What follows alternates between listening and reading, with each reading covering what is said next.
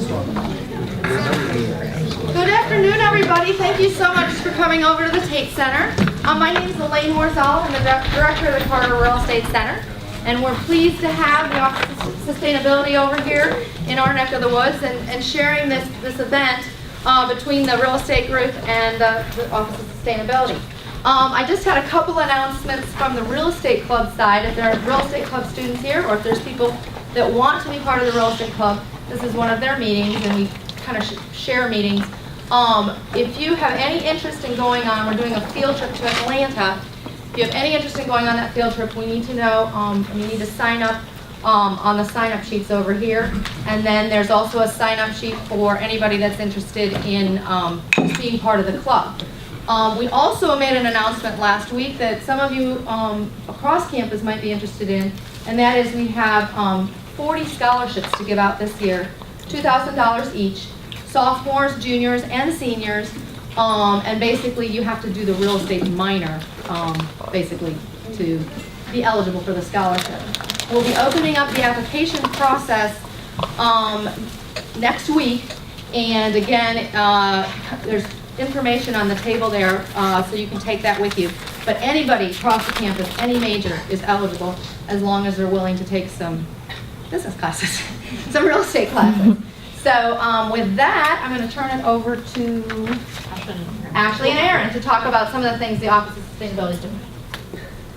Hi, thank you guys for coming. Aaron and I have a couple of announcements. We're both graduate assistants with the Office of Sustainability, so thank you everyone for coming and being part of the event. It's our first Greenbag of the year, or of the semester, so we're really excited.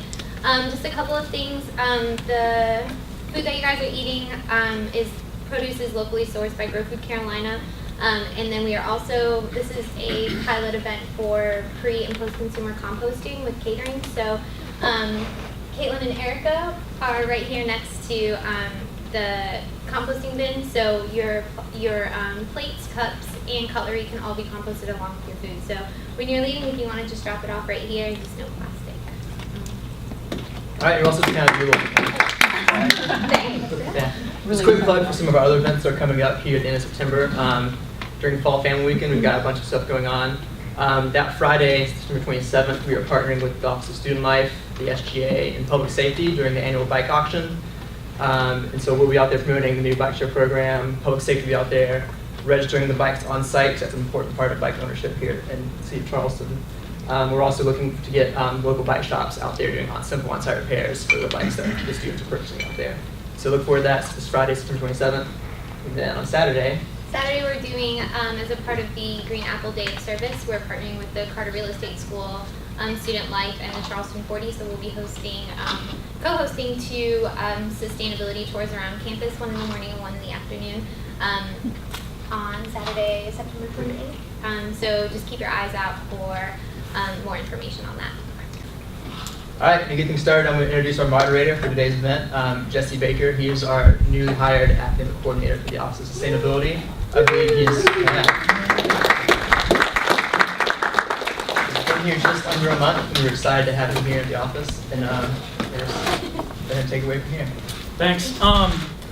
Speaking of excitement, I'm extremely excited. I'm excited for a lot of reasons. First of all, I get to live in Charleston. It's awesome. This college is actually very progressive. I was a bit surprised by that, which I shouldn't be because of the experiences that I'm having in the Office of Sustainability. As Aaron said, I'm the academic coordinator. It's a very unique position. I haven't actually seen a position like it offered in the other part anywhere else in the country. So that should give you an indication of the kinds of things that are happening here and what the office is doing, and I'm just really excited to be a part of that. We all want to thank our office, the Carter Real Estate Center, for partnering with us in this event. It's an exciting event, and partnerships and collaboration are really one of the cornerstones of building resiliency and sustainability, so I want you to kind of keep that in mind. So today is a very important day in the United States, right? The events of 9/11 really helped to crystallize the enormity of the problems that our world faces and the gravity of their consequences. It doesn't matter your political affiliation, it doesn't matter your religious beliefs, country that you're a citizen of, it really doesn't matter anything. what we saw with the events really opened our eyes and made us rethink what is happening. What we did get to experience immediately following those events is the power of a people united. I remember that day very clearly, as I think most of us do, depending on your age. I'm not necessarily sure. But it was an important and very impactful event. Unfortunately, the unity that we felt following that event didn't last very long, and I really kind of felt like the hope that I wanted to see didn't ever really materialize, and the questions that I had, I didn't really see answers to. And the reason is because answers are very difficult. They're difficult to come by in this world, right? We talk frequently, Dr. Fisher mentions it frequently in his talks, that if we're looking at large-scale systemic change, it's very difficult to come across answers. That's because they really don't exist yet. But what we do have, and this is really important to keep in mind, is we have hope, we have examples of inspiration, and we do have examples of really, what I would say, for lack of a better word, really is just examples of good. And it's important to keep that in mind. And that's one of the things that I think is so compelling about this project at the World Trade Center, is that it offers us a tangible example of that kind of hope, something that we can latch onto. And it's important that we do that. We latch onto these examples of inspiration and hope, and we grow with them, we nurture them, and we learn from them. And it's also important to keep in mind that this building is not going to change the world itself. Right? I feel like that's up to us as individuals to be a part of that systemic change. And so I want you to be thinking about that through the day and really take these ideas home with you and reflect upon what it is that you can do to be a part of the change that we all want to see. One of the things that sticks out in my mind more than any is that we've taken the site of the most horrific event in modern US history and transformed it into something profoundly positive. And that transformation is something that we need to see in all elements of what it is that we do, whether it's us as individuals, communities, cities, which is our focus here for now, and grow those as much as we possibly can. So our panelists are really good at distilling this bit of information. We're excited to have them here. I'm going to introduce them individually, and then each of them is going to talk for maybe about 10 minutes, 8 minutes, something like that, just about who they are, what they do. So we have Kathleen Rose. We have Eleni Giekas, and then we have Jeff Baxter as well. So, Kathleen, why don't we just start with you if you want. Sure. All right. Good afternoon, everybody. Good afternoon. Hello. The arms working, everybody awake? Good to see you all. How many of you have been to the World Trade Center since the dedication? Anybody? A few of you? I haven't been. I was there when there was still dirt, and it wasn't. They didn't have the plantings in yet. So I'm excited to be going back in the next year or two, hopefully. But it is, as Jesse mentioned, it's quite a transformation. So we're here to talk a little bit about, again, back to the horrific events, and to talk about sustainability. We really need to look at not only 9/11, but there's a lot of different opportunities where we have this potential to rebuild or to create sustainability.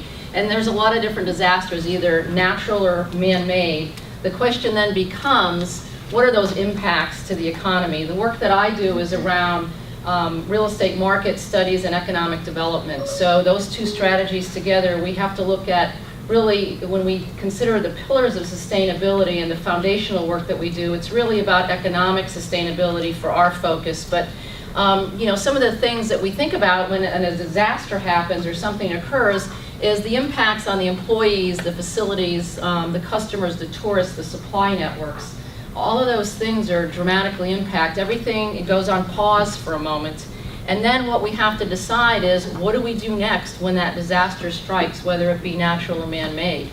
So when we take a look at sustainability, you know, a lot of people say we want to get to sustainability. If I were to say to you and you were in the hospital, gee, congratulations, we can sustain you, would you be very excited? No, of course not. So sustainability really is about stabilization. And as first we have to be stable before we can thrive or grow, whether as individuals, a building, a project, or a community. And so when disaster hits, we go on at this normal level of functioning, right? And we say, well, we don't really know where we're at until something horrible or something wonderful happens. So when something horrible happens, then the decision has to be, well, Are we going to succumb? Are we going to just give up? Or are we going to get back into balance and get into that place where we're stable so that we can become healthy and thriving? The wonderful story about the World Trade Center is it's not only coming back as sustained, but it's going to be not only resilient, but thriving. And the resiliency and the thriving has to do with the sustainability that is built into that new project. And so when we look at really getting to that point of sustainability, it's really like triage if you're in an emergency situation. And of course, really all we think about is A, B, C. How many of you, anybody involved with emergency, anybody take CPR? You know, airway, breathing, and circulation, right? ABC, it's the same concept for us. So the first thing is accessibility. The first issues with the Trade Center or any disaster, whether it be a hurricane, flood, is we have to have accessibility to get to the people, because the first priority is a human priority, right? We have to get to the people and make sure we're saving lives and stabilize that situation. Once that's occurred and we know everybody's okay, or we've dealt with the human factor, the next thing is buildings and banking. What does that mean? We have to secure the buildings, determine what's going on with the structures. Are they safe? Are they unsafe? We have to get capital flowing back into the process, because without dollars, how many times do we see in a disaster recovery, FEMA and all the folks run in, and what's the first thing everybody's worried about? You know, how do we get funds to rebuild? How do we redo whatever it is that was destroyed? So the capital flow becomes important. And the third thing, C, is around crime and communication. In many situations, unfortunately, there are those that will take advantage from a negative standpoint of the circumstances. So we have to make sure we're communicating with the community. And that means, you know, the elected officials as well as the residents of the community, or the employees and the employers of that community, because what everybody wants to get to is normalcy, or the new normal for them. So the first thing is get stabilized, determine what's going on with individuals, can they get back in their homes, and then the second thing is rebuilding from a business standpoint, because everyone wants to be able to get back to normal. We want to be able to go buy water and buy groceries and buy gas and all those things that kind of keep us moving. So when we look at sustainability, the National Governors Association, post-disaster, there's a lot of communities now doing disaster planning.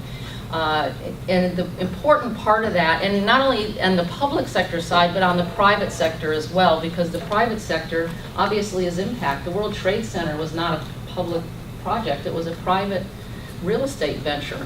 So they had to work very closely in collaboration with the public entity to make sure that they built in certain recovery efforts, because sustainability is really in this recovery cycle. So the Governors Association said, when we rebuild, wherever we rebuild and wherever, regardless of the disaster, we have to build sustainability into that model. Why? Well, so that when the next disaster strikes, we're not going from such a negative position. So as you'll hear about the World Trade Center, that building has got, not only from a physical land use standpoint, as Eleni and Jeff will talk about, but from a structural standpoint, all of those elements are built in so that if something else happens, that it won't have the same disastrous effects that occurred the last time. Just like many of the buildings we're seeing here, you know, that are now hurricane proof, where years ago we didn't think about those things. So we have to build that into it. So if you work on mitigation before the disaster happens, then it makes the recovery a lot faster. So once we get to triage, past triage, and we get to stable, we all talk about the 3 pillars of sustainability, right? It's economy, environment, and social, or people, planet, and profit.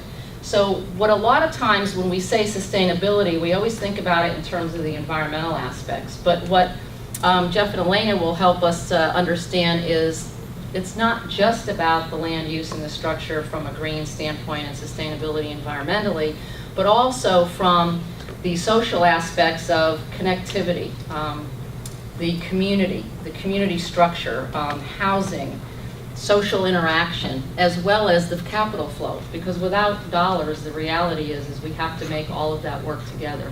So, and what we realized from the economic standpoint is we have to look at collaborations, and collaborations includes public and private, public-private partnerships, but it also includes not just the large corporations, but all of the small businesses and all of the threads that bind a community together.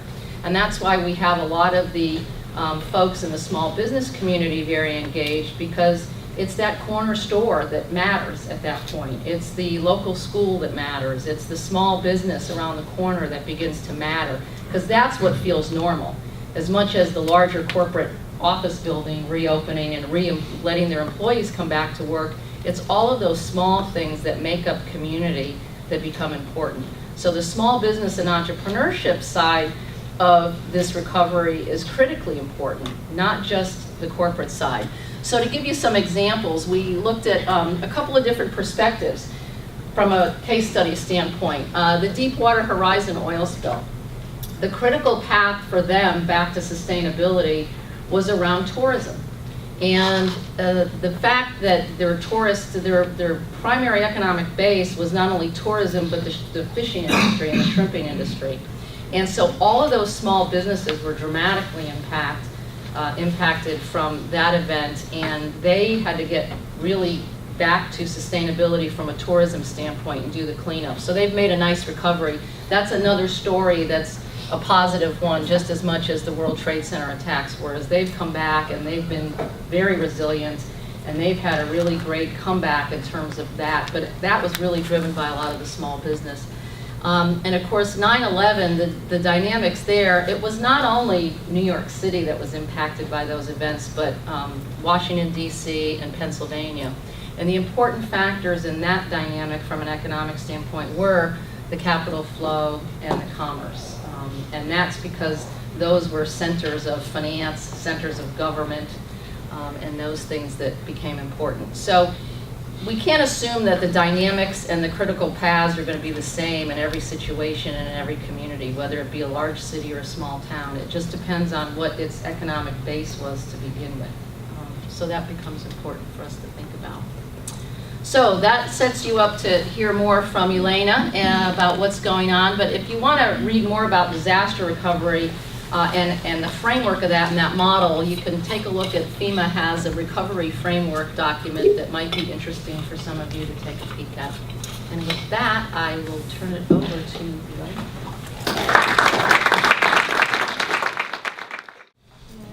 Thank you, Kathleen, and thank you to Elaine and College of Charleston for inviting us here today. I'm really excited to get started. My name is Eleni, and I'm an urban planner, and I have a specialization in historic preservation. So today I just want to get started real quick with a story about Albert Einstein.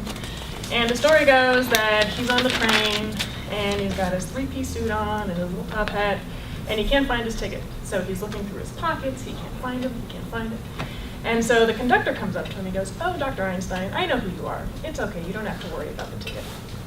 And the conductor goes on to take the tickets of everyone else in the car. And when he gets to the end, he looks back and he sees Albert Einstein on his hands and knees, sort of digging around in the dirt on the ground, looking for his plane ticket, or for his train ticket, I'm sorry. And so the conductor runs back and is like, "Dr. Einstein, I told you it's okay. I know who you are. Like, you don't have to worry about the ticket." And Einstein looks up at him and he says, "I might know who I am, but I'm not entirely certain of where I'm going."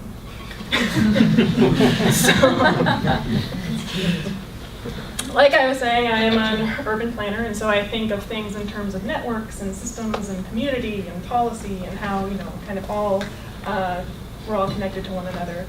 And one thing, as Kathleen was discussing, is sort of like the triple bottom line benefits of sustainability and resiliency with the environment in terms of preserving biodiversity and our natural resources, reducing waste and strain on the environment. Economic benefits in terms of job creation, and I think a sustainable and resilient place is also one that fosters innovation and entrepreneurship. And then there are also the community benefits, so quality of life. Sustainable projects and resilient projects are ones that respond to community and market needs and serve a purpose. But I always thought that there was a fourth pillar of sustainability, and that's the cultural aspect. And so the reason why I chose to specialize in historic preservation is because I believe historic preservation speaks to a lot of the, guiding principles of sustainable urbanism. you know, it's not just about architectural history and saving our old buildings, but it's about urban design, our natural resources, and natural heritage. Smart growth, contextuality, sort of building in a contextual environment, and most of all, sort of historic preservation fosters a sense of identity. It's not really a sense of place, but a sense of identity. And that, you know, it's kind of what makes a place like Charleston, Charleston. It's the people, it's the history, it's our unique architecture, it's our unique location. You know, this tourism is a really big economic driver in this city, but you know, people come because it's Charleston. You can go to the beach anywhere, but people come here for a very specific reason. So I think that's, you know, one of the, you know, most important aspects of sustainability. Now I'm going to sort of transition and go into some of the threats and challenges that historic cities like ours face.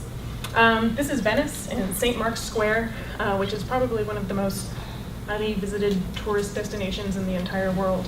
And this is what Venice looks like on a rainy day. I'm sure we've all, you know, seen this before, especially this summer. This is, I have another image coming up that'll probably look more familiar. But, you know, and you can see like mobs of tourists, all just sort of like trekking through the rain. It doesn't seem to bother them. And although it might be a nuisance for tourists, for the people who live there, it's a much greater challenge. This is Market Street during any day this summer. And so you can see here, like, you know, yeah, it looks like a funny picture. There are people who are kayaking through Market Street, but you know, there are larger and more serious effects of these types of weather patterns, and we're starting to see them happen more and more. So, you know, if, say, the worst happened, sea levels rose, what would Charleston be without the Battery? What would we be without, you know, our myriad of beautiful historic churches that give us the name of the Holy City? You know, what would we be without these things? And what would people who are from here, how would they identify with the city? How would they be connected? If this is what Charleston looks like, how many more Boeings are we going to attract? You know, this isn't really the picture of a environmentally stable location. So what would drive, you know, big companies to want to relocate here? I'm going to show,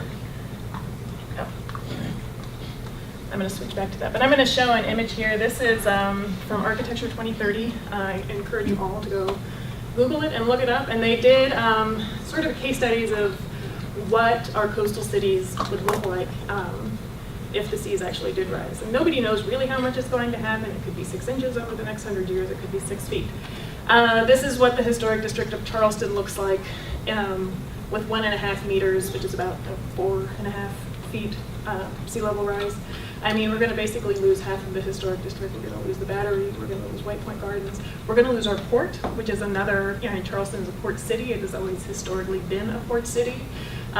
So, you know, if we lose resources like that, what's going to happen? This is what it looks like at 2 meters. So, I mean, this peninsula is basically unusable. Many parts of the College of Charleston might be gone. So that's something to think about. But yeah, so I kind of wanted to give sort of a visualization of what sea level rise actually looks like. And I mean, this could be worst case scenario. We could never get this bad, but we have to plan for the worst case scenario. We have to think about the worst case scenario. So to go back to this image. Charleston used to be a very progressive city in terms of its regulatory framework and zoning code. We're the first city in the United States and second in the world to have a historic district and also historic zoning ordinance, something that speaks to preserving our our cultural resources. And these happened in the 30s. So, you know, our city leaders saw many years ago that losing our historic infrastructure and, you know, built environment could have disastrous effects in the future. And now Charleston, as a result of our zoning ordinance, is one of the top tourist destinations in the country, if not the entire world. So, you know, if back then we could really plan for the future and see, you know, what the challenges are and overcome them, why can't we do that today? Because if any of you have taken a look at, not necessarily Charleston zoning ordinance, but any zoning ordinance or building code, they don't really allow you to build something like this anymore. sort of like an apple pie vision of what a city should be and how it should grow into the future. But they don't address things like man-made or natural threats or impacts. There's really nothing about, connecting to community, sense of place, that sort of thing. And so it's becoming a little dated. And so I think that's one of our greatest challenges, is working within a regulatory framework that will allow us to prepare for the future. And then I'm going to wrap up with this slide. I sort of nabbed this from the Rockefeller Foundation. Another issue that we have to think about as our urban areas continue to grow is rapid urbanization. In 1913, 10% of the world's population lived in cities. Today, in 2013, 50% of the world's population lives in cities. And in 2050, 75% of the world's population will live in cities. And Charleston metropolitan area is one of the fastest growing in the nation. So how can we build not just to think of future environmental or man-made threats, but also to accommodate all the new residents, all the new people that are going to be coming here. And so with denser urban areas comes greater costs of reconstruction. So the Rockefeller Foundation estimated that in 2011 alone, urban disasters cost over $380 billion. If you think about what happened in New York City with Sandy, I think a Sandy is very likely to happen here. It's happened before, and we have, measures in place, like Kathleen was talking about, hurricane-proofing our buildings and that sort of thing. But, I think flooding is going to be more of a major issue on a regular basis. It doesn't take a hurricane, as we've seen. It can just be a heavy rainstorm. And also, if you look back in this image, the cost of repairing some of our older buildings, that get washed away or parts washed away during a heavy rainstorm, like this flooding here left a lot of sediment on these bricks and these buildings, and someone's got to, pay for it, maintain the upkeep, because this is sort of where people come when they come to visit Charleston. So I guess maintaining and trying to keep up with the effects of natural disasters in Charleston is going to be really important for us in the future. So.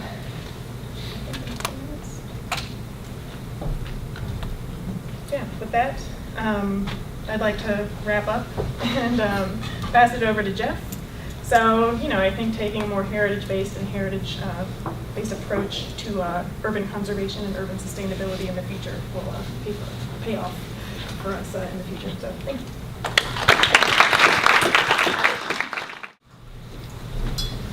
Hi, thank you for inviting me today. I'm Jeff Baxter, I'm co-founder of Cityvolve. We're a development and consulting company in North Charleston, South Carolina. My background is originally in landscape architecture, transitioned into planning and real estate in graduate school.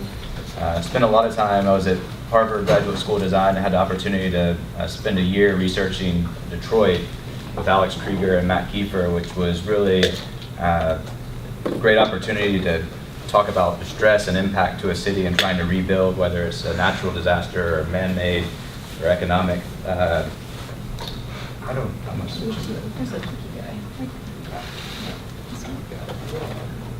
And so, and coming in today, there's so many topics we could get into with this, and I decided to go a route to talk a little bit about some recent trips I've had this past year. And before we do, this has been touched on before, but to me, in the name of the company Cityvolve is this idea of change, evolution, and there's different cycles and situations. Maybe an individual building gets reused, adaptively reused from industrial to residential. We see it a lot in downtown Charleston here with our history, but also cities evolve too, and there's change in our economies. So you see, might go from industrial port-based into technology or biotech. And so there's kind of macro changes and then kind of more site-specific changes. And today, thinking about 9/11 and what happened, obviously terrorism and war creates a disruption that causes a need for change, but we also have the natural disasters, climate change, which have been touched on, and then economic, which is something I've been focused on here locally for the past 9 years. I've been working on the redevelopment of the Navy Yard with the Noisette Company. And we'll talk a little bit about that project and some lessons learned there, try to tie it back into the Trade Center. But couple of trips I made, and this is just to maybe spark some discussion and talk about the idea of resiliency. This is Ireland. I had a chance to go there in early June, and this picture really was one of my favorites because in the foreground here you see this 5,000-year-old fortified housing structure where a family would have lived in there, protected, fortified against outside threats. And it's just in a field where sheep are grazing now, and you have new houses built nearby. That wasn't a museum or anything in particular. It's just kind of part of the fabric there. So the idea of permanence is one. And then this is in Dublin, where you see the evidence of the Celtic tiger, and that was the kind of roaring economy of Ireland in the mid-2000s, which came crashing down. So you had a lot of the new construction, new apartments in Dublin, and then in the forefront here is an unfinished foundation, probably 4 or 5 years old, that's sitting there. And so they're now grappling again with this idea of resiliency, this time economic versus war or famine. So these were some things that have been in my mind. This is going to Brooklyn now, Brooklyn Navy Yard, where you see an old building here to the right, which is now a distillery, and then behind it a new innovation and research building that was LEED certified. So I like the idea of mixing new construction while kind of adaptively reusing a historic structure in close proximity. This is the High Line in Chelsea, also from this trip. This was in late June. But I love this, kind of speaks to nature's resiliency. Pretty diverse ecosystem that's now populated, obviously assisted with landscape architecture and a lot of horticulturalists, but a diverse ecosystem now thriving on the once elevated industrial railway. And that's now leading to growth around it and investment into new buildings and lofts, condos, office space nearby. And then also had the opportunity on the same trip to go by the new memorial, One World Trade Center is the tall building kind of in the middle top, just seeing the base of that. But I didn't know how I was going to feel going into this, but I was really struck by the magnitude of the pools and also the sense that was created by the designers of contemplation and really a chance, like when you get close to that water, nothing else, you couldn't hear any of the construction going on. It was very powerful, and it was inspirational to see the rebuilding after 12 years since the attack. So now I'm just going to bring it home to what I've been working on and some thoughts I've had about North Charleston and this idea of change, cycles, disruption, however that disruption might occur. But in North Charleston, you can break its history up into 3 main eras. And this is all stuff that I came up with. We could debate maybe certain aspects of it, but it was definitely a pre-Navy era. And then there was the Navy era, which created what we know of as North Charleston today. It was the identity of the city, and spilled over into the region. And now we're into this period of reinvention, which is really exciting to me as we come through what I define as an identity crisis, something that we associate a city with goes away, then what are you moving forward? And it was definitely a period of political conflict, trying to figure out what's the city going to be from a community standpoint, political standpoint, economically, to lose something like this. But just real quick, we had our first big cycle after the Civil War of depression during the Reconstruction era. The economy was stagnant. City of Charleston actually built a park up there. They hired the Olmsted brothers in the late 1890s to do a 600-acre retreat park. There was a little tram that ran up to where the officer housing area is now. They quickly sacrificed that park to bring in the Navy because they were so desperate for economic impact, and that led up to World War I. They almost closed the base because it was an interwar lull. They really didn't know if they could support it anymore. And then World War II really was a kind of defining moment for North Charleston in terms of development. The level of investment was unprecedented, topping out with about 25,000 civilian employees at the peak. That gradually declined through the 50s, through the 1990s, and when the base was closed, that was the major economic disruption, similar to some of the impacts that we've talked about today, which led to a rapid decline. I had the good fortune of being involved in the Noisette project, which set a plan for the area. It's run its course as a cycle too, and now I think there's a chance for, after the economic downturn and some other political battles, to kind of regroup and take it to the next level. So I'm very optimistic on it. This is the original boundaries of North Charleston when it was incorporated in '72, present day annexation. And this was what we were dealing with in 2000, late 90s, disinvestment, out-migration, post-industrial area. Most importantly, no plan. And so what the Noise Act project did was help plan a 3,000-acre area, which was really a sustainability pioneer in itself, focused on triple bottom line. And today, quite a bit of investment, $500 million of public and private investment coming into the area. So this, while our company in about another 30 days will no longer exist as a Noise Act company, I've set up Cityvolve to kind of continue working in that area and be a part of that next cycle as the economy recovers. And as a lot of these projects take hold, so a lot of these were like pioneers in the area that had ripple effects. And if you're gonna, when there is a disruption, it is the ultimate opportunity to set a new blueprint. So the closing of the Navy base gave the opportunity to rethink, what's the future of this place gonna be, and to incorporate sustainable ideas, incorporate community in a way that maybe it wasn't before. And I think that's one of the big lessons from the World Trade Center. So I look forward to the discussion afterwards. Thank you.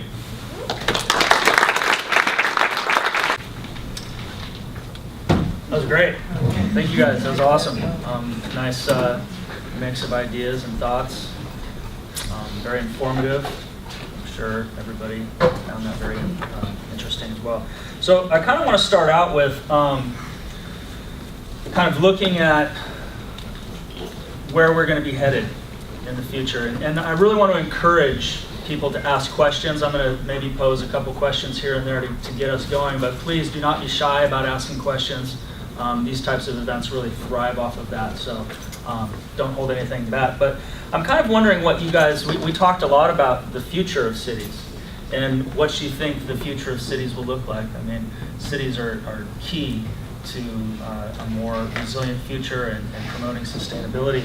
And what roles do you see things like transportation, physical infrastructure, different types of green building ideas and technologies, and what kinds of concepts are they going to really push, and what's that going to look like? And I'd like to start with you, Kathleen, if you don't mind. I know this is kind of an area that you focus on as well. Well, when we talk about cities, I think we tend to go toward the structure of the place, the physical plant, if you will. And there's a lot of discussion going on in urban planning studios, about placemaking. But we have to also remember this thing called quality of life, right? So if I ask everybody, what does quality of life mean to you? What would you say?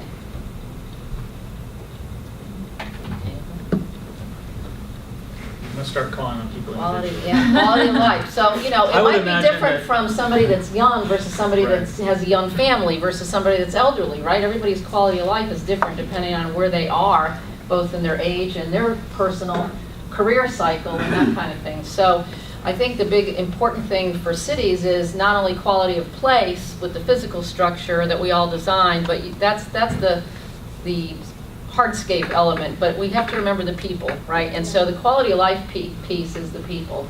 So what we all talk about now is this notion of quality of community, which has to bring both of those things together. Elena mentions the fourth pillar of sustainability, culture. And I would agree with that, and I always say the fourth pillar, I have a fourth pillar thing too, except mine says leadership, right? Because it's about who are going to be those leaders in each city and each community. Is it the public sector? Is it the government? Is it elected officials?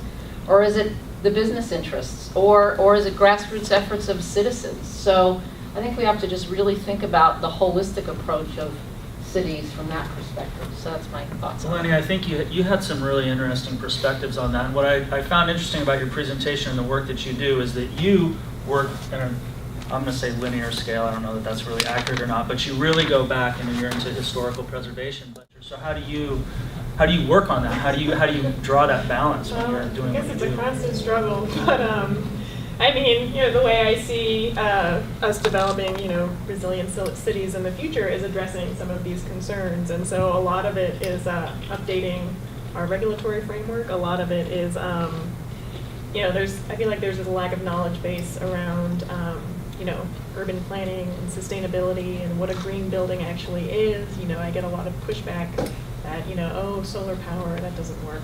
So, you know, those green buildings, they're so expensive.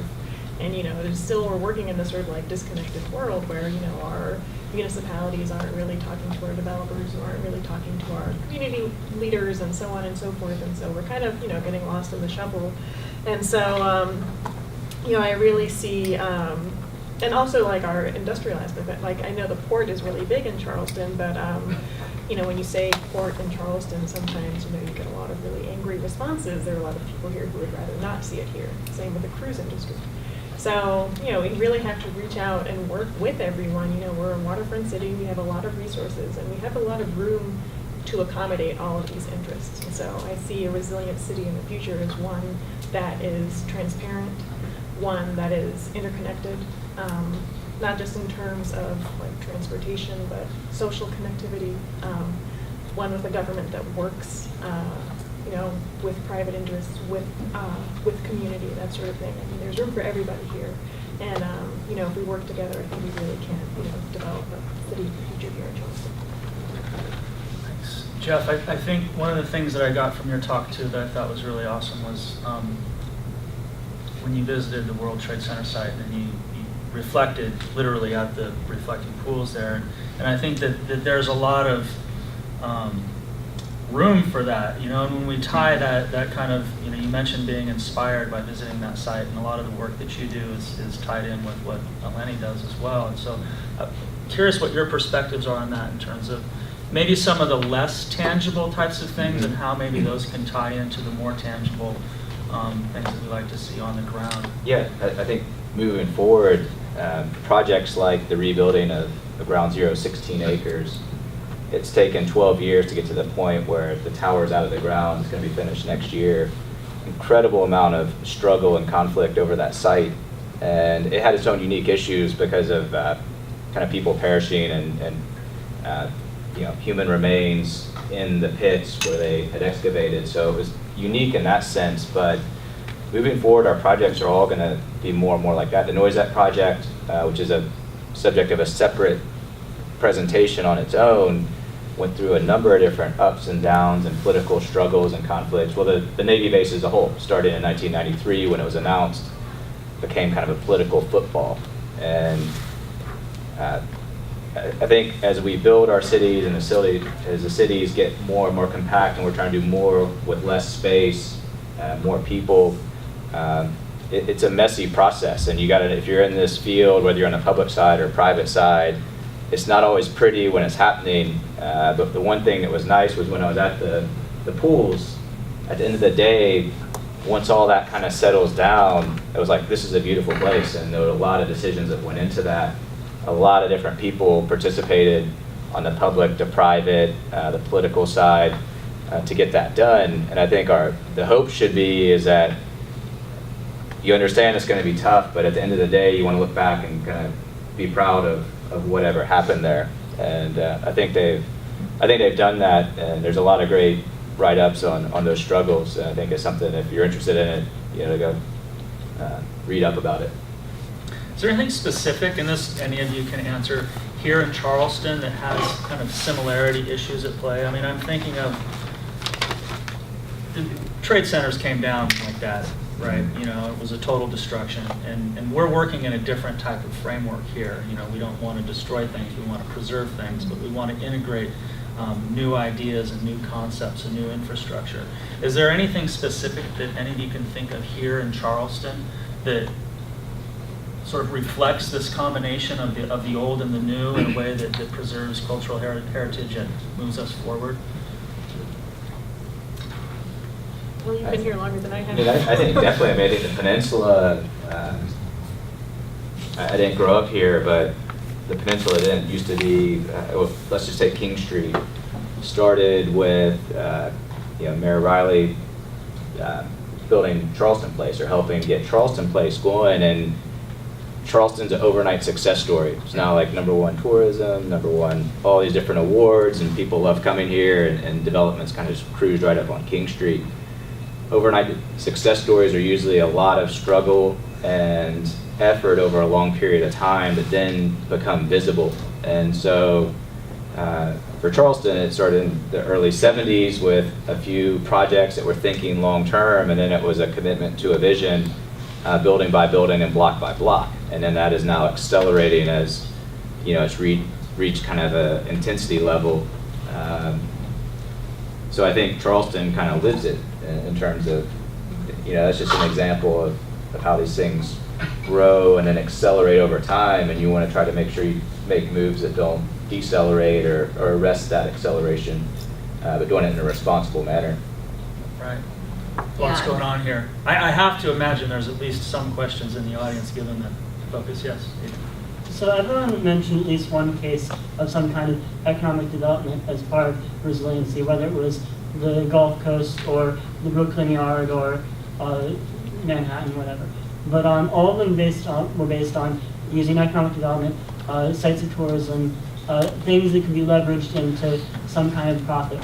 And no one addressed things like displaced people, gentrification. Like, yes, the Gulf Coast is a success story economically, but the things that made it economically successful are things like large casino resorts in Biloxi that are built on the former homes of socioeconomically deprived people that are still living in basically displacement camps. Same thing with Brooklyn. Brooklyn is now being called Manhattan. Brooklyn is the new Manhattan, and Queens is the old Brooklyn. Everyone's getting pushed back further and further because now you can't live in Brooklyn unless you have a high-paying Manhattan job.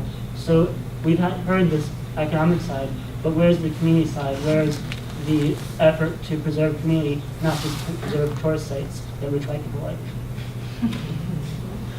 Well, I think that's a really good comment and really valid also in Charleston with the level of development that we have.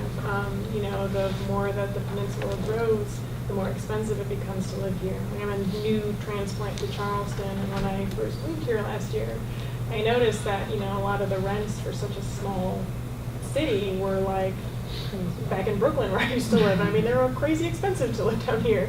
And, so it's expensive to live here, but, we don't really have the big, flashy New York City economy to back it up. And so I think that's a really valid point you raise. And I work for a developer now. And one of, the major elements that we focus on is community development. Like we bring in all the environmental groups, the historic groups, the neighborhood groups, like disenfranchised neighborhoods up in the neck, into all of our planning and development discussions.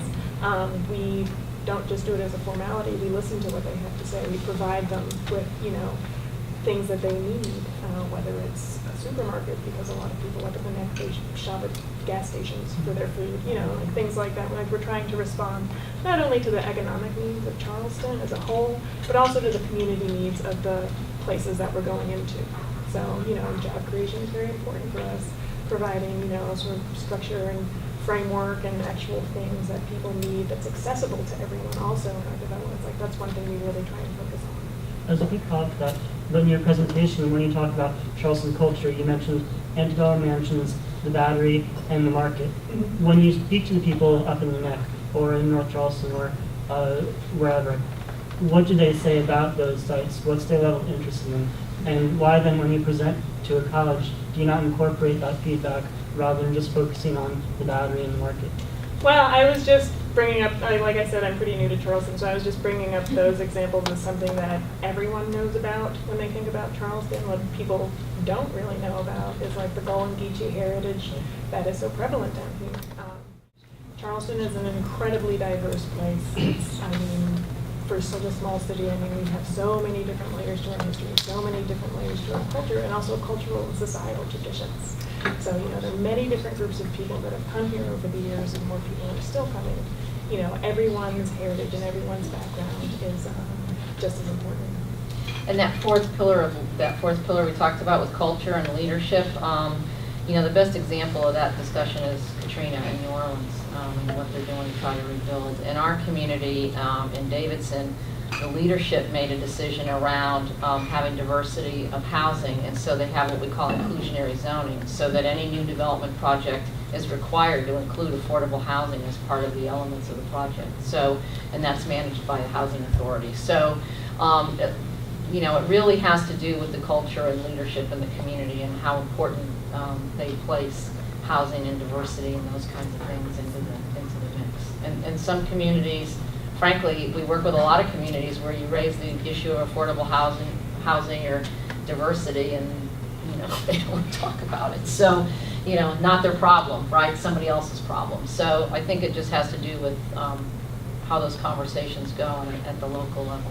Do you think more of those conversations are going to be needed in the future as we build more sustainable Well, they cities? absolutely will be, because if we're going to have 75% of the population in cities, where are we going to, where's everybody going to, how's that going to work, right? So, and what's interesting is, if you look at history, historically, back in the days of England and the Revolution, wealth was determined by how much land you own, right? And now that trend is reversing. Now wealth is determined by your placement in a city and whether you can afford to live in the city or not. So now it's almost the reverse, that we've now got all of the poorer folks living out in the rural communities with a lot of the land. So, and the ones that are in the cities are dealing with things like food deserts and the stuff that's going on with the whole food piece of that equation. So it's going to be an interesting discussion, and I think it will continue to occur.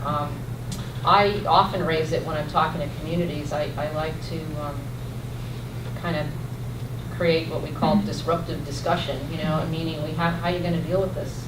Because you can't just say we can't deal with it. If you're going to have a sustainability plan and you're going to have a disaster recovery model, you have to think about all those things. What kind of strategies or tactics are put into place for, you talk about leadership as a fourth pillar of sustainability, which is awesome.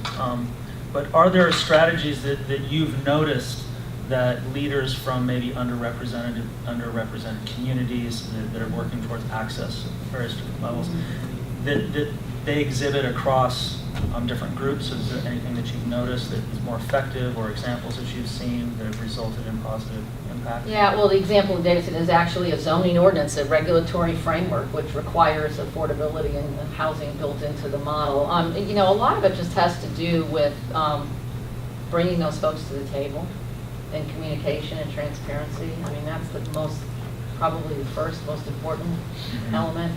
And then the question becomes, it depends on how it gets dealt with. We have that issue not too far away in Beaufort, South Carolina, where you have, a wonderful downtown, but it's surrounded by homes that had such restrictions on the historic preservation that the families who no longer could afford to, keep the homes because the preservation requirements made it so expensive they can't even afford to own them anymore. So they're being displaced economically with their home places that they grew up in because they can't afford to maintain the historic preservation. So, with all due respect to historic preservation, we have to also make sure it doesn't displace people so that they can't afford those homes anymore either. So that's a big balancing act. Yeah, right no, there. you bring up a really valid point with preservation. Like, I've been frustrated with it, many times over the past few years because there is such a narrow focus, especially in this country, on saving old buildings. That's really not what preservation is about, which is why I chose the urban planning route, because I feel like it really addresses more of the societal context of culture and, our historic urban fabric. But, in other parts of the world, I've had the opportunity to work in India and also Jordan for a short while. And in Northern Europe, they don't really look at preservation as this, advocacy element of saving old buildings and making everything look nice. It's a real big economic development tool and job creation tool, especially in the developing world. It teaches people highly skilled trades of building conservation. Revitalizing older historic neighborhoods in large cities like Cairo and Delhi. I mean, it's not so much about tourism as much as it is about, just fixing it up and then letting the community sort of take it where they want to go. So I really see that as more of the value in preservation, but here it's more focused on, saving old buildings and putting tight restrictions on new construction, which, I think hurts us in the end more than helps us. In those areas, it's more about cultural preservation than it is buildings. Yeah, exactly, yeah. But here we use buildings as the excuse for economic development. Southern California, where I just moved here from, in Orange County, there's a big divide between, it's almost self-segregated, although it's very diverse, and some of the communities and the people in the Latino communities are starting to refer to this, have been referring to this as green gentrification. where there's efforts to revitalize the community through bringing in different green elements as well. And then, there's grants and everything that have been brought in, and that is for the displaced people. Yeah, Jeff? real quick, the Sustainability Institute was set up, it was kind of the seed for the Noisette project, and the idea of bringing green building practices into low and middle income communities. And the whole idea behind it was green, to teach people how to operate their home in a more efficient manner, but then to go in and do sustainable retrofits to existing low income homes. Because in some cases, a lot of people are paying more in utilities than they are in their actual rent. Right. And then you have the transportation issue, which is a huge part of people's paychecks. So to me, kind of the gentrification issue is really a housing issue and kind of the percentage of income going towards housing and transportation. One thing we're really weak on is the transportation options that we have here. World Trade Center benefits from being right on the hub, all these transit, different ways to get to that office building, for example, whereas here we're pretty car dependent, and one person going up on the bridge and saying they're going to drive through the barricade or whatever shut down this entire city for a day a couple years ago. And that highlights, I think, a real problem here is that when that happened, there wasn't another way to get home. You can't really ride your bike, you can't walk, you can't jump on an effective bus line or a transit line to do that. So I think that's going to be a big challenge for Charleston. I think we're going to really see it downtown here as well as this, with all the new hotels. Like, we're going to have to develop some new transportation strategies so we're not so dependent. And it will also help out on the social side in terms of affordability and kind of trying to get housing closer to jobs, working in more innovative programs for affordable housing, and linking that up with our transit programs so that maybe you can reduce that transportation cost out of the overall cost of housing plus transportation. So you don't think the horse-drawn buggies are gonna? Yeah. We're not going to be able to evacuate Need a it. cocktail. That's a really good point as well. We haven't spoken a whole lot specifically about the World Trade Center and some of the innovations that are inherent there. I know you guys have all researched it somewhat and have been to the site. I'm curious if there are any, I'd like to know if there are any innovations that you find most compelling, and what, if any, of those innovations would be appropriate in terms of being translated to our area here in Charleston, in any capacity, whether it's the college or just the city or the region in general. Okay, I can go ahead and start on that. Yeah, I've been reading some materials that we've been sent out on, the new World Trade Center. Sorry? I was just saying. Yeah, I know. Do you want to say No, something go before ahead. you have to No. go? Okay. So, I think a lot of the innovations from the buildings themselves that we could apply here are sort of like the safety design, being able to evacuate people from buildings. I think, as flooding becomes an issue, people getting stranded downtown, that's happened to me before. Getting people and moving them out and getting them to their homes and also in safer places, because with flooding comes flash flooding and, So I thought that was one really great aspect of the design. And also their connection to, not connection really, but the way they sort of redefined the building code. For the New World Trade Towers, exceeding code was a big part of what they did. I mean, they didn't want to do the bare minimum, they wanted to change everything. And now that's set a new standard for new construction in New York City, which I think is pretty incredible in a city that size. And I also like the focus on people in the buildings. It's not so much about attracting new tenants and bringing new businesses to Lower Manhattan, but it's about, accommodating people and making sure they're comfortable in the buildings and making sure that, they can get around and they have everything that they need, and also educating them in the sustainable elements of their buildings, like the green design, and making them stakeholders in the buildings themselves. So these are some elements that I liked. Did you want Do to you add wanna say anything something? before you have to leave? Kathleen? Don't feel pressure. Yeah, I was going to say, before I have you're 2 to minutes behind evacuate, schedule here. for another mode of transportation, an airplane. No, I mean, I think the thing that, really stands out was, to your point about just not only the buildings and the structure, but the feeling of the place and the space, and the fact that when you're there, all you hear is the water, and it kind of drowns out all the other noise of what's going on, in the city. So that's kind of a neat element. And the interaction, and I agree with you, your comment about, it was not a seamless process. It was not everybody saying kumbaya and up came the building. And it's just like with Charleston, it was an overnight success. It took 30 years, right? So same thing with the World Trade Center, So kind of what I'm hearing is that maybe the process of innovative processes that took place in that transformation might be more impactful rather than the actual technological and infrastructural innovation. Absolutely. I don't think that building is really applicable in a sense to Charleston. Like the little complex there has more office space than our entire region. We have about just under. We have just under 10 million square feet. You guys keep chatting. Yeah. See you, Kathleen? Thanks. We have just under 10 million square feet of office space in the Charleston market, and that complex alone is 10 million square feet. The level of intensity there is kind of hard to imagine. It's about a $7 billion project on that 16 acres. I don't know what the construction going on in South Carolina is right now, but we probably don't come close to that.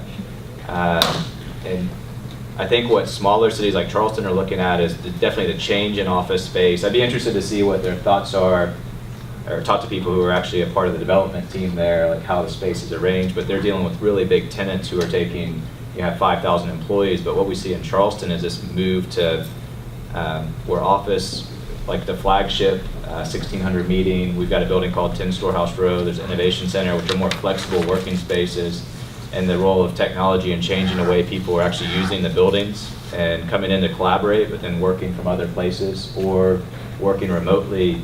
There's a lot of people who are thinking that we're going to be way overbuilt on office space as people change the way they actually work. And the amount of space per building is going to be cut in half from about 10 years ago to now, dropping from, I forget the exact number, but it's about 300 square feet per person to about 150 square feet per person. They think that's going to go a lot lower. So that has drastic effects on not only what we build, like how much of it, do we need more, and what form should it take? But I think definitely it's influenced skyscraper construction probably the most. But I agree, I think it's more the process that you get involved in these projects is probably the most important takeaway for me. So when you talk about the way we work, are you talking about people telecommuting? Exactly, technology. In an office, we don't need a boardroom that is used once every 3 weeks and Correct. things like that? Yeah, sharing some common spaces that you use occasionally, and then kind of having touchdown spaces where you come in and you're there for maybe 3 or 4 hours and you're traveling or working remotely. It's happening. And the people that have traditional offices are just putting more and more people into less space as it becomes more collaborative in nature. Gone are the days of, kind of perimeter offices around the outside of the building. And so it'd be interesting to see what the inside of that building, how it will actually operate, and how those people use the building moving forward. Are there any questions on that? Anything really, but that seems like a really, yeah. Go ahead. I was just going to ask, what was the stat you just gave? It was, we've gone from about 300 square feet per worker to 150. There was I can't remember if it was Urban Land or there's something through ULI that was reviewing that. And it has a lot of people worried, like, is there too much office space or is it going to be obsolete? And so, I think those are those types of things where technology is influencing it and the way we work. There are businesses now that don't even have offices. They just maintain their work in virtual space too. So, things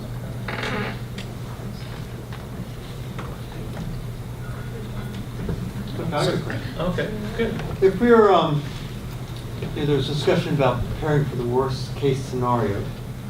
So if the worst case scenario is that we're going to have a high rise of seas, how should we prepare for it? Yeah, it's scary. Particularly where we are. Yeah, we probably shouldn't be building down here. Seriously, I don't know that there's not enough waterproofing and, kind of protective measures that you can made to truly, if it came up 6 feet or whatever it's going to be, I think would be devastating.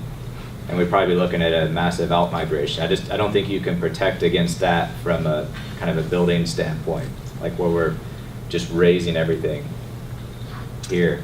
Yeah, I mean, lifting everything up off the ground isn't feasible. And some of our new developments that we're working on in the neck, I mean, we're actually putting down fill or considering putting down fill to just sort of like raise the elevation just so it's out of, dangerous flood zone areas. I mean, that's kind of the thinking that, we have to do in terms of new construction, but, for the peninsula, if there is a major rise, over the next 100 years, there's really not much we can do. Like I know in Venice, some of their older buildings, what they do is they put these giant, basically fields underneath the building to keep them raised up. I think another project once, I don't know how successful this has been, is sort of building, like large dikes out to the ocean to control the inflow of water into the city. I mean, upgrading the sewer system would be hugely beneficial, at least in the short term now. Just getting rid of the water and getting it somewhere to drain would be something that the city needs, but doing that is incredibly expensive. So we just have to prioritize.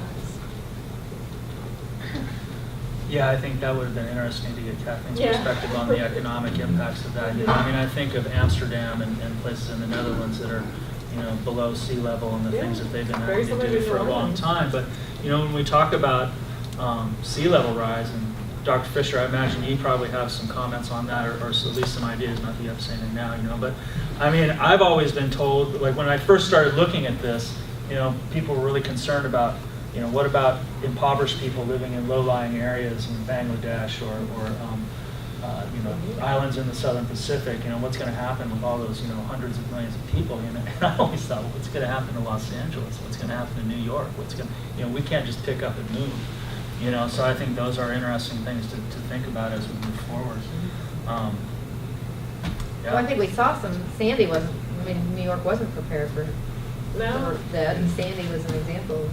I remember when I was doing my master's at the Pratt Institute, there was a student a few years before me who did her thesis on what would happen if a major hurricane hit New York City. And, I remember looking at like the maps she had made and stuff like that, like a lot of her findings like really sort of came to life in Sandy. So I thought it was pretty telling of the future. Because hurricanes do happen in the Northeast. We think of it as a Southeast problem, but it's all up and down the East Coast. So. Well, and also I'm new here too, but Hugo caused a lot of destruction, and then a lot of the most recent is due because money came in to renovate and fix up, right? I mean, Hugo kind of created an economic disaster, but then also because money came in from outside to rebuild. Isn't that right? Mm-hmm. And a lot of the growth happened after Hugo. I think this is it will be an interesting intersection of innovation. And because, like, I think Jesse said, we don't have answers for a lot of the problems. We don't have them yet. We're working on them, and something we're continuing to develop, and that's where the intersection of innovation and sustainability and innovation and your field is going to be absolutely essential, because we've got to figure something out. Yeah. So we have to get out of the mold because this isn't working. Mm-hmm. So. Yeah, definitely. So we have, well, on this question of sea level rise, I mean, I think the projections are less than a meter by 2100. So I mean, we've got some time to think about it. But the real issue is compounding vulnerabilities. So you're not just talking about sea level rise. You're talking about a whole host of biophysical factors compounded with social factors and a lot of the infrastructural challenges that we face. And I was talking to a developer once that was talking about how poorly most of the homes are built in Mount Pleasant, and that with a Cat 3 to 4 hurricane, the devastation is going to be pretty significant, and that's something that could have been prevented in large part, especially having built and rebuilt that whole area and expanded. I think that's something we really need to start to consider moving along the lines of your company and kind of how we're thinking. I think that's the wave of the future, more out of necessity than anything else. It's got to be a longer term. Kind of the wave of the It's got to be past. longer term, absolutely. And if you start thinking long term, like just say 50 years out. Right now we think 10 years out. It seems like 20 years out. if that. But if you can start to think in longer terms and that starts to shape how you build and what you're trying to do. And if you're kind of taking into account, okay, here's where we're at now, but we want to prepare for something a little bit more extreme than that or a higher quality, it seems like that enduring value has value over the long term. We're just such a short-term focused society the way these things get done, and that's where it's gotten us into trouble. Absolutely. I mean, I think where there's a lot of work to be done with sustainability in real estate is in the valuation of our infrastructure, because from the college's perspective, I mean, our perspective is literally 1 year. We have 1 year to spend money on capital projects. That's the end of it.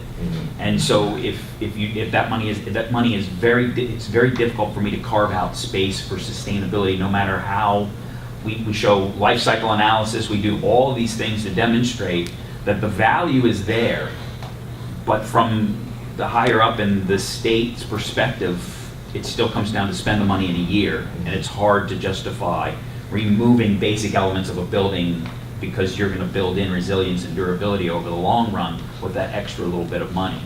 So I think if there was a process to value buildings, capital projects differently, both in the input process and in what you get out of it over a longer period of time, you'd be able to convince those at the government level and the policy level, as well as people like my boss, that money is not only well spent, it's cheaper over the life cycle of that building. That's But kind we're of just one of not those. there.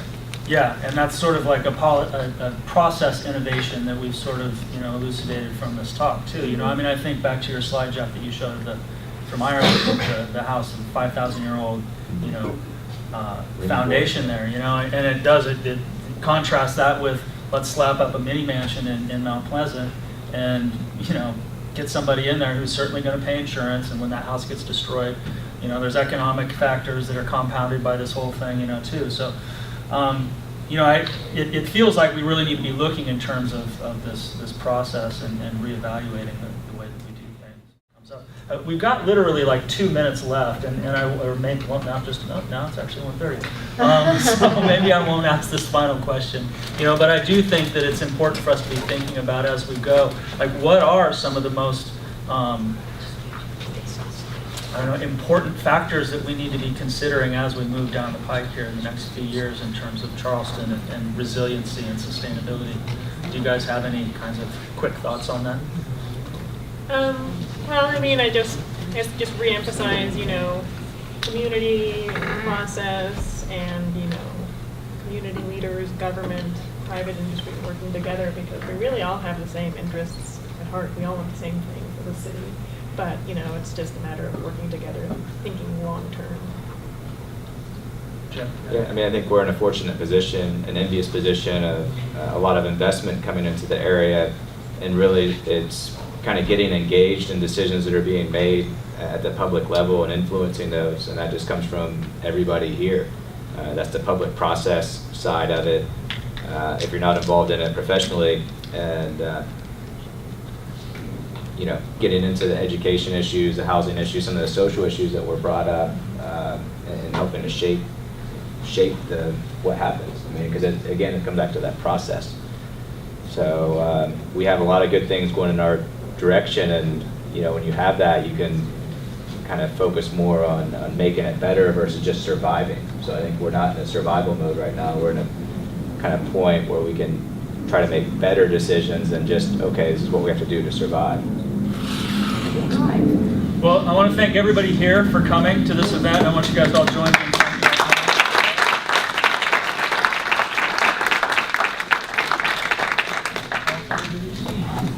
So once a month, we will have a Greenbag topic.